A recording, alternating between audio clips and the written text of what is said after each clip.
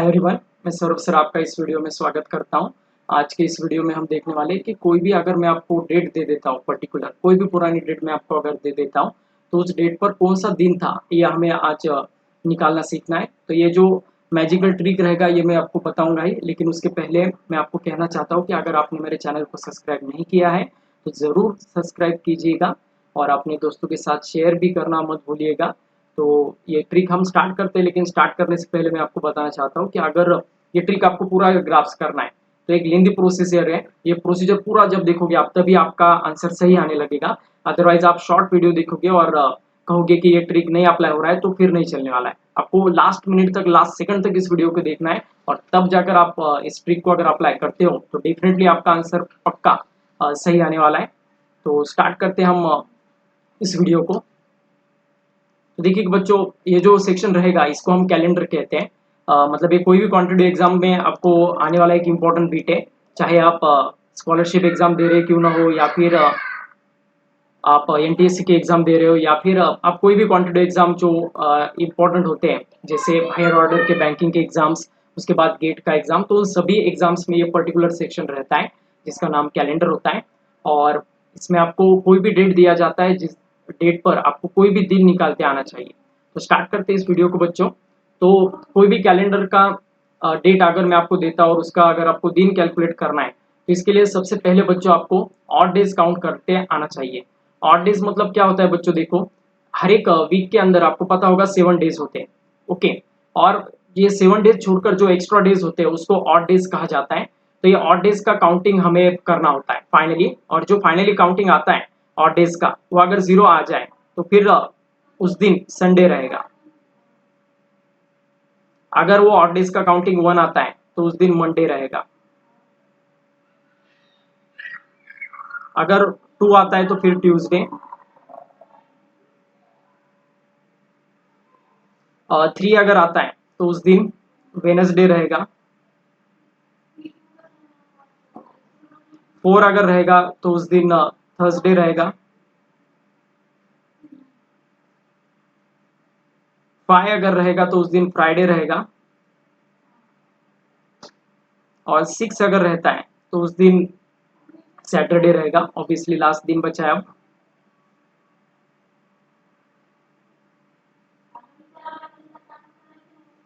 तो ये हो गया बच्चों डे वाइज कैलकुलेशन।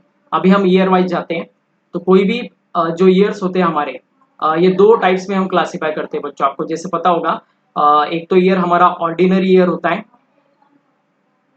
जिसमें 365 डेज रहते हैं, और एक तो होता है हमारा लीप ईयर जिसमें 366 डेज होते हैं। आपको पता होगा एक दिन एक्स्ट्रा होता है हमारे लीप ईयर में। अब ये लीप ईयर क्यों इंट्रोड्यूस किया जाता है बच्चों, वो मैं आपको बताना चाहता हूँ यहाँ पर। हम जैसे आपको पता होगा हमारा एक दिन कितने घंटे का होता है, 24 घंटे का है, ऐसा हम मानते थे अभी तक। लेकिन एग्जैक्टली 24 आवर्स का हमारा एक दिन नहीं होता है। 24 आवर्स से थोड़ा शॉर्ट होता है। मतलब हमारा एक दिन जो होता है ना बच्चों, वो होता है 23 आवर्स 56 मिनट्स एंड 12 सेकेंड का। तो ये जो बचा हुआ गैप है ना बच्चों, 3 मिनट या फिर कुछ सेकंड का जो गैप है, ये हर दिन गिरते रहता है। और ये गैप है ना बच्चों 4 साल के बाद एक दिन के बराबर हो जाता है।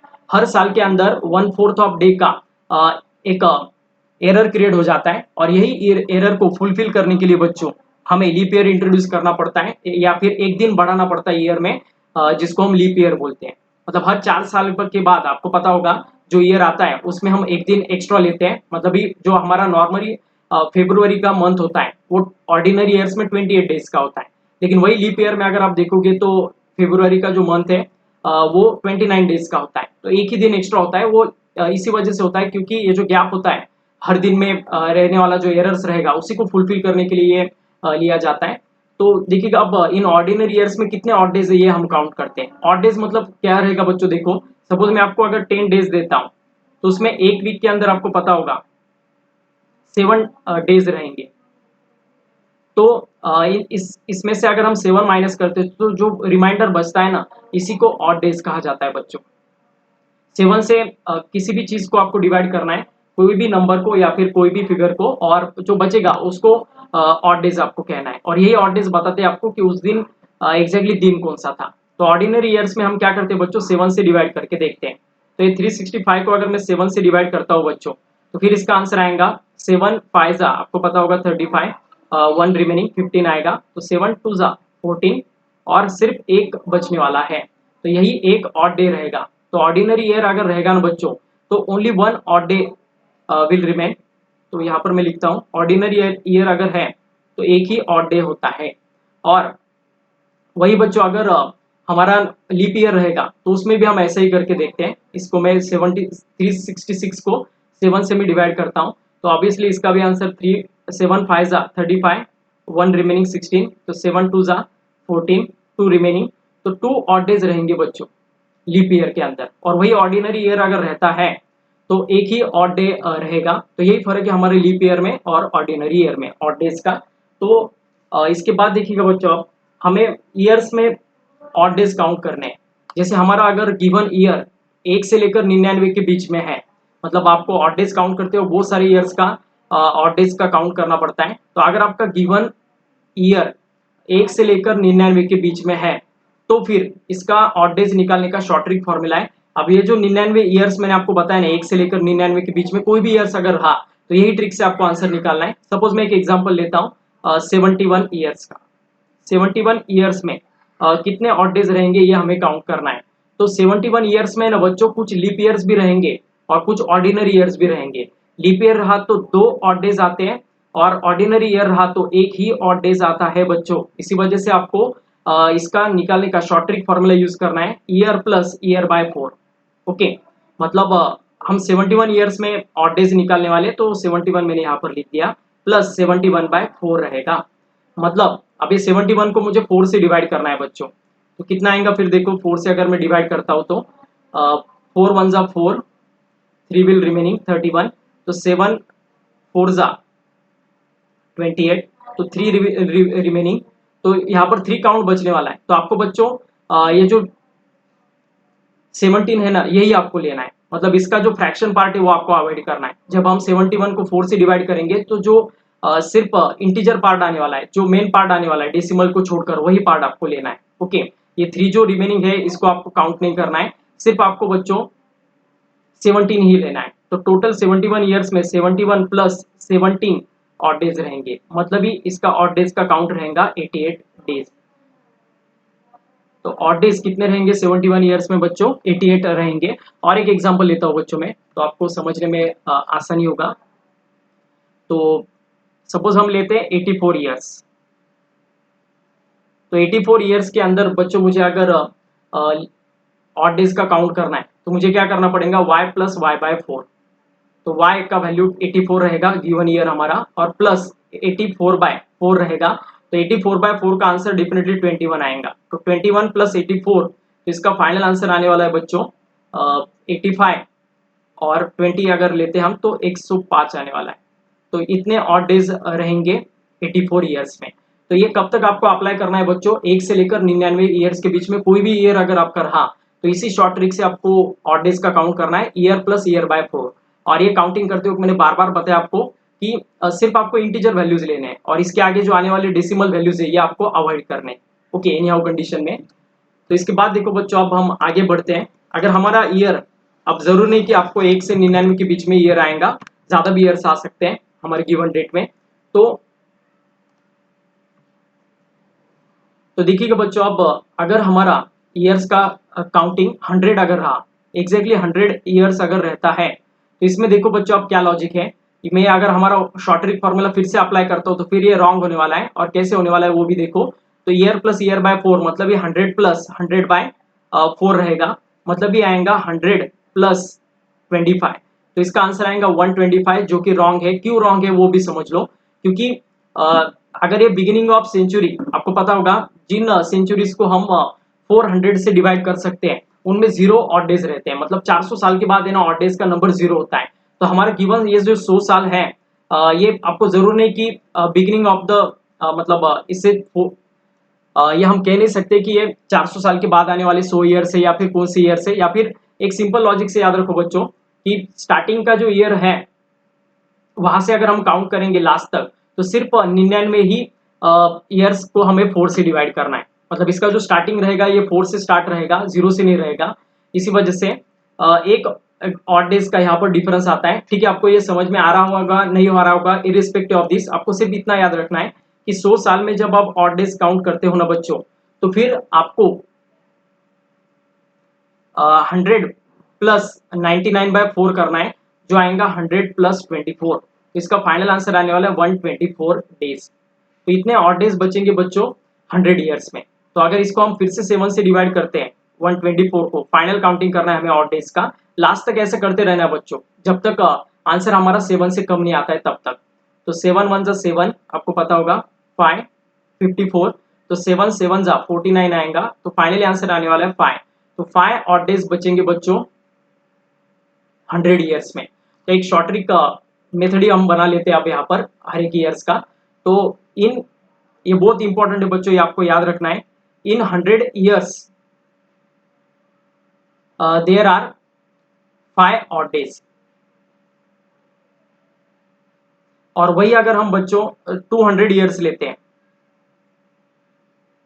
तो इन 200 ईयर्स में बच्चों 3 ऑड डेज रहते हैं। और वही अगर हम 300 साल लेते हैं, तो इसमें बच्चों एक ही ऑड डेज रहता है। और वही अगर हम 400 साल लेते हैं बच्चों, इन 400 ईयर्स, तो फिर ऑड डेज 0 रहेंगे।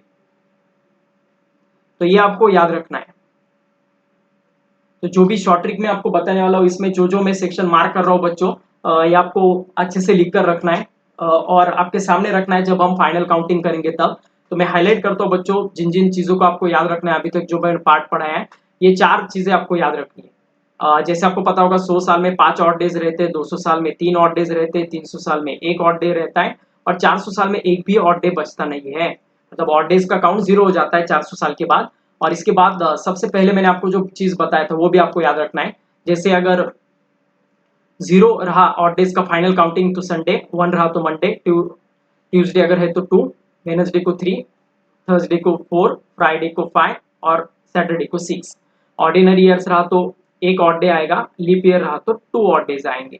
बस इतना आपको याद रखना है अभी तक जो मैंने आपको एक्सप्लेन किया है पार्ट उसमें से। अभी देखिएगा बच्चों, इसके बाद हम डायरेक्टली एक डेट पर जाएंगे और उसी डेट पर देखेंगे हम कि इस डेट पर डे कौन सा था। तो एक स्पेशल डेट से हम स्टार्ट करते हैं।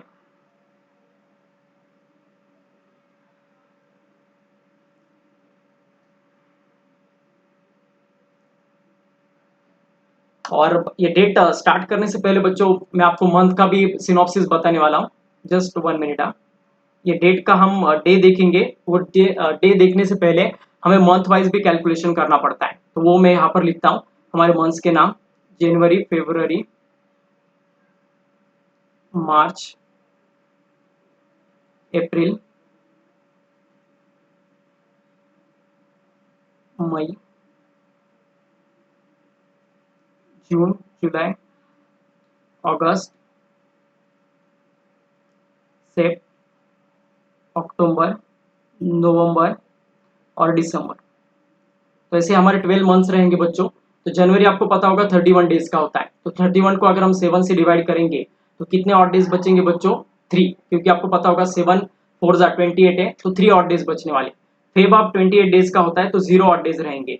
अगर ये ऑर्डिनरी ईयर है तो 0 ऑड डे रहेंगे। और यही अगर लीप ईयर है बच्चों, तो इसमें डेफिनेटली आपको पता होगा एक दिन एक्स्ट्रा होता है, तो एक ऑड डे रहेगा। यही फर्क है हमारे ऑर्डिनरी ईयर्स के मंथ में और लीप ईयर के मंथ में। तो मार्च फिर से आपको पता होगा बच्चों, मार्च अगर आपने देखा होगा तो फिर से वो 31 डेज का होता है, तो मार्च 31 का रहेगा। अप्रैल, एक बार मैं सभी मंथ लिखता हूँ बच्चों, अप्रैल 30 का रहेगा, तो मार्च 31 का है तो 3 ऑड डेज। अप्रैल 30 का है तो 2 ऑड डेज। मई फिर से आपको पता होगा बच्चों 31 डेज का रहेगा, तो 3 ऑड डेज। जून आपको फिर से पता होगा बच्चों 30 डेज का रहेगा, तो फिर 2 ऑड डेज। जुलाई 31 डेज का, 3 ऑड डेज। अगस्त फिर से 31 का होता है और 3 ऑड डेज। उसके बाद सितंबर 30 डेज का रहेगा, तो इसमें 2 ऑड डेज। उसके बाद अक्टूबर 31 डेज का रहेगा, तो 3 ऑड डेज। और उसके बाद नवंबर 30 का रहता है, तो फिर से 2 ऑड डेज। और दिसंबर 31 का रहेगा, 31st आपको पता होगा हम मनाते हैं, इस वजह से इसमें 3 ऑड डेज रहेंगे। तो ऐसे मंथ के, ईयर्स के और डेज के ऑड डेज का लॉजिक है जो आपको याद रखना है। ये भी बहुत इंपॉर्टेंट है बच्चों, जो जो मैंने चीजें हाईलाइट की है ना बच्चों, ये आपको एक पेज पर लिखना है। और ये पेज अगर आपके हाथ में होगा, आपके सामने होगा, तो कोई भी साल का कोई भी डेट अगर मैं दे देता हूँ आपको, तो आप उस डेट पर कौन सा डे होगा ये आप तुरंत निकाल सकते हो। सिर्फ आपको इतना आपके आंख के सामने रखना है। अभी भी अगर आप जब मैं बताऊंगा ना कुछ एग्जांपल्स, तो ये एग्जांपल्स बताने से पहले आप एक चार्ट बना लो बच्चों अच्छे से, और इसी चार्ट को सामने रखो, तो ही आपको ये पूरा ट्रिक समझ में आएगा। क्या क्या चीजें आपको याद रखनी है बच्चों, सबसे पहले मैंने आपको डेज का काउंट बताया, तो 0 1 2 3 4 5 6 रहे तो कौन से रिस्पेक्टिव डेज आते हैं उस दिन, वो आपको देखना है। उसके बाद ऑर्डिनरी ईयर में 1 ऑड डे, लीप ईयर में 2 ऑड डेज, और इन ईयर्स में 100 ईयर्स में 5 ऑड डेज, 200 में 3 ऑड डेज, 300 ईयर्स में 1 ऑड डे, और उसके बाद ये मंथ वाइज। तो ये पूरा आपको आंखों के सामने रखना है। अभी हम इस एक स्पेशल डेट पर आ जाते हैं, जो यहाँ पर मैंने दिया है 24/12/1996। तो ये जो पर्सन रहेगा ना, इसने बच्चों देखो अब मतलब ये जो भी डेट रहेगा, तो इस डेट पर है ना बच्चों 1995 ईयर्स पूरे कंप्लीट हो चुके हैं। कंप्लीटली कंप्लीट हुए वाले ईयर्स कितने हैं बच्चों, 1995। जो भी यहाँ पर ईयर दिया जाएगा ना बच्चों, उससे कम एक ईयर आपको लेना है। तो 1995 मेरा काउंट हुआ, तो इस 1995 को है ना बच्चों मैं कैसे डिवाइड करने वाला हूँ, देखो बच्चों आप 1600 ईयर प्लस 300 ईयर्स प्लस 95, तो इसका भी काउंट करोगे तो आप 1995 आएगा। 1600 क्यों लिया बच्चों मैंने, क्योंकि ये 400 का मल्टीपल है। हर 400 के मल्टीपल में ऑड डेज 0 हो जाते हैं, जैसे 400 साल बाद, 800 साल बाद, 1200 साल बाद, 1600 साल बाद, 2000 साल बाद, तो ऑड डेज का काउंट 0 होने वाला है। प्लस 300 साल बाद कितना रहने वाला है बच्चों, 1, जो हमने पहले ऊपर निकाला है। और 95 ईयर से, तो ये 95 आपको पता होगा बच्चों 1 से 99 के बीच में, तो इसका ऑड डेज निकालने का ट्रिक मैंने क्या बताया था बच्चों आपको, 95 प्लस 95/4। तो 95 प्लस 1 यहाँ पर कितना आएगा बच्चों, देखो आप 96 प्लस 95/4 है, मतलब आपको पता होगा 4 2 जा 8 और 1 रिमेनिंग 15 आएगा, मतलब 4 3 जा तो 23 आएगा। इसके आगे का जो फ्रैक्शन होगा वो आपको अवॉइड करना है, मैंने बार बार बताया था, इसके पहले भी हमने एग्जाम्पल लिए है। तो इसमें सिर्फ आपको इंटीजर वैल्यू लेना है, इस डिवीजन का डेसिमल पॉइंट आपको लेना नहीं है। तो फाइनल काउंटिंग कितना हो जाएगा बच्चों, देखो 96 प्लस 23 अगर हम करते हैं तो फिर ये 9 और 11, तो 119 बनेगा बच्चों। और 119 आपको पता होगा, इसको फिर से हमें 7 से डिवाइड करके ऐसे नंबर में लाके रखना है जो 7 से कम होगा। ओके, तो जस्ट 1 मिनट में न्यू स्लाइड देता हूं।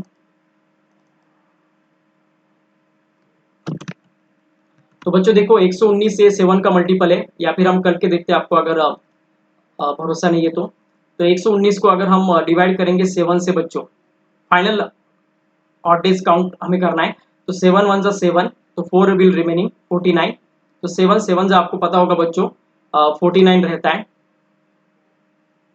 तो फाइनल काउंटिंग 0 आएगा। तो 0 ऑड डेज बचने वाले बच्चों इन 1995 ईयर्स में। पूरे अगर 1995 ईयर्स का अगर हम कैलकुलेशन करेंगे तो 0 ऑड डेज है।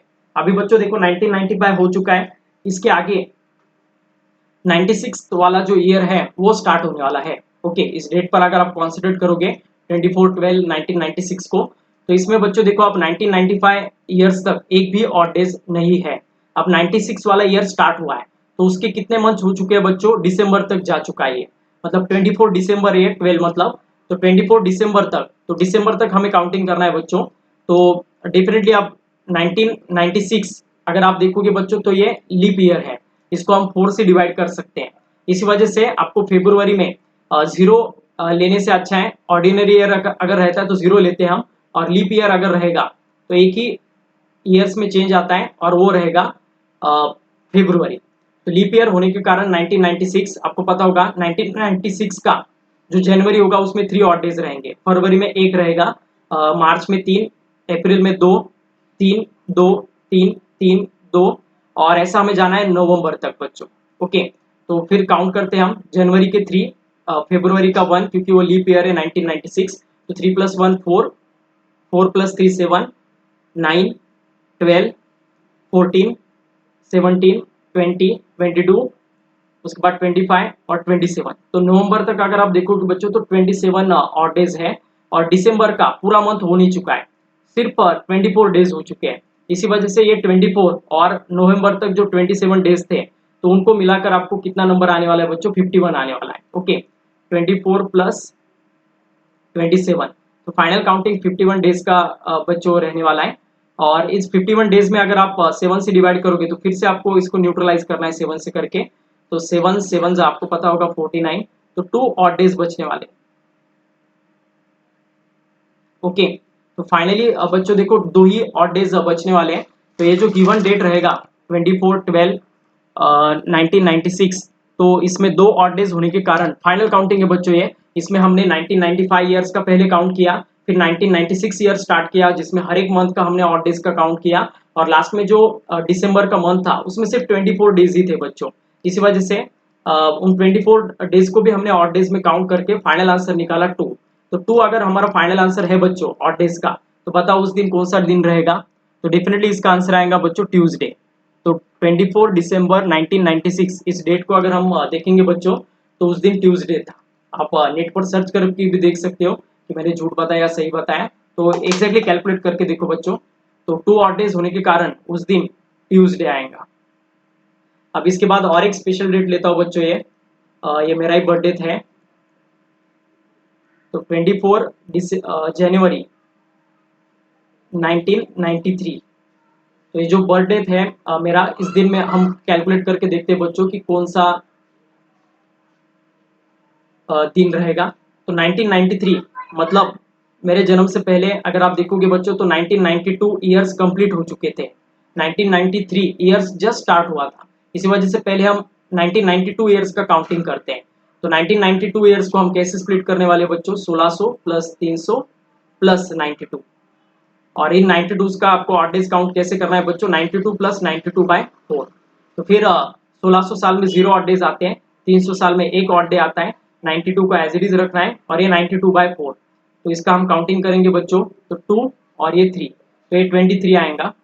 अब देखिएगा बच्चों 23 प्लस 124 प्लस 92 अगर हम करेंगे तो इसका काउंटिंग कितना आने वाला है? 24 प्लस 92, तो ये आने वाला है 116।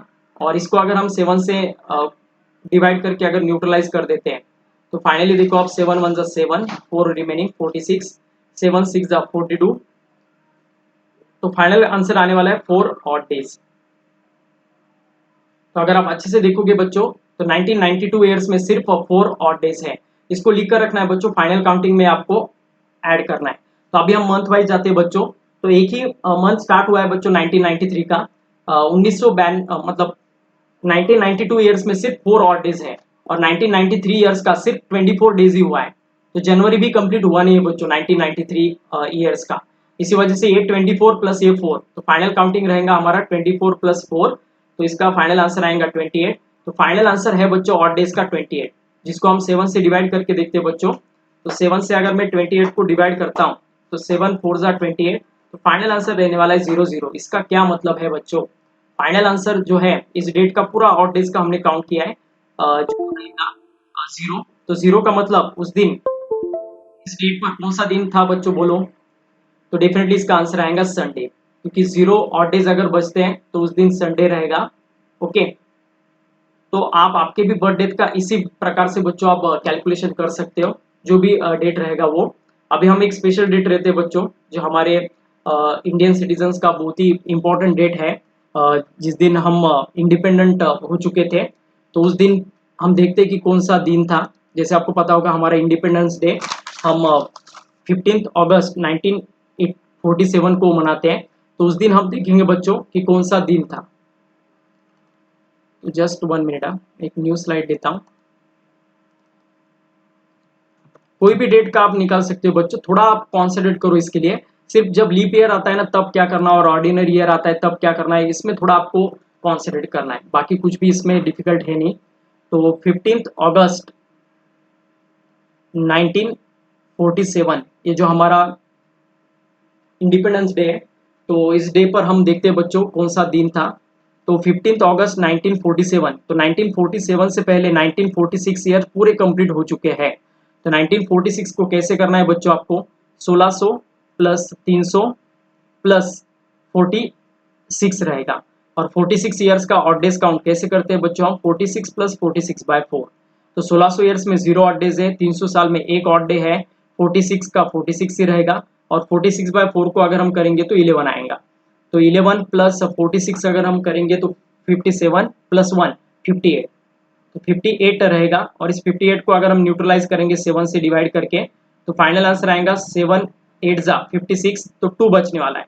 तो 2 ऑड डेज रहेंगे बच्चों। पूरे 1946 ईयर्स में सिर्फ 2 ऑड डेज बचने वाले हैं। अभी हमें अगस्त तक जाना है, 15 अगस्त तक जाना है मंथ वाइज कैलकुलेशन में। तो मंथ का चार्ट में फिर से ओपन करता हूँ आपके सामने। तो अगस्त तक जाना है बच्चों, अगस्त से पहले तक जुलाई तक हमें काउंट करना है। ओके, अगस्त के सिर्फ 15 दिन हो चुके हैं, तो जुलाई तक काउंट करते हैं बच्चों हम। तो जनवरी में 3 रहेंगे और 1947 ये कुछ लीप ईयर नहीं होगा क्योंकि ये 4 का डिविजिबल नहीं है, तो इस वजह से आपको ऑर्डिनरी ईयर्स का ही कैलकुलेशन करना है। तो 3 + 0 3 रहेगा, प्लस मार्च का 3 मतलब 6, अप्रैल का 2 मतलब 8, मई का 3 मतलब 11, जून का 2 मतलब 13 और जुलाई का 3 मतलब 16। तो जुलाई तक 16 ऑड डेज है बच्चों। और अगस्त के 15, तो अगस्त के 15 और जुलाई तक पूरे मंथ के अगर हम ऑड डेज काउंट करते हैं बच्चों तो वो 16 है। तो 15 और 16 अगर हम देखेंगे तो 31 ऑड डेज बचने वाले बच्चों टोटल। मतलब जब ये 1947 ईयर स्टार्ट होगा तो उस पूरे ईयर्स में 31 ऑड डेज बचने वाले, 31 प्लस ये ऊपर का 2, तो फाइनल आंसर आने वाला है 33। तो इसको अगर हम फाइनली 7 से डिवाइड करेंगे बच्चों तो 7 4 जा 28 आएगा। तो फाइनल काउंट बचने वाला है 5 ऑड डेज का। तो 5 odd days it indicates that at that date the day is Friday. तो हमारे इंडिपेंडेंस डे पर बच्चों कौन सा डे था? फ्राइडे था। Is it okay? तो ऐसे कोई भी डेट क्यों ना हो बच्चों, आप उसका आंसर निकाल सकते हो। तो ये अपने आप में ही बहुत मैजिकल ट्रिक है। तो अगर आपको ह्यूमन कैलकुलेटर बनना है तो इन वीडियोस को देखना मत भूलिएगा, जो मैं हर दिन आपको शॉर्ट ट्रिक के जरिए मेरे यूट्यूब चैनल पर अप्लाई करूंगा। तो ज़रूर अगर आपको ऐसी ट्रिक चाहिए तो ज़रूर चैनल को सब्सक्राइब कीजिएगा और अपने दोस्तों के साथ शेयर भी कीजिएगा। ये जो ट्रिक होगा ये आपने अप्लाई करने के बाद कौन सा डे निकला और सही निकला या रॉन्ग निकला ये सब मुझे कमेंट में बताओ। जितने भी आप कमेंट करोगे उतना ही मुझे और रिस्पांस मिलेगा, और भी ज़्यादा मैं ट्रिक की वीडियोस अपलोड करूंगा बच्चों। तो इसे बताना मत भूलिएगा। जितने भी स्टूडेंट ने ये वीडियो देखा है अच्छे से लास्ट तक देखा है और कुछ आपने अपने बर्थ डेट का अगर आपने दिन कैलकुलेट किया है तो मुझे बताना भूलिएगा नहीं, अपने कमेंट बॉक्स में टाइप कीजिएगा और मुझे बताओ कि आपने कौन से डेट का कौन सा डे कैलकुलेट किया। काउंट करेंगे हम कितने बच्चों ने ये वीडियो देखा है। तो ज़रूर ये करना मत भूलिएगा बच्चों। आज के दिन इतना ही। नेक्स्ट वीडियो में हम और कुछ मैजिकल ट्रिक लेकर आएंगे आपके सामने। Thank you.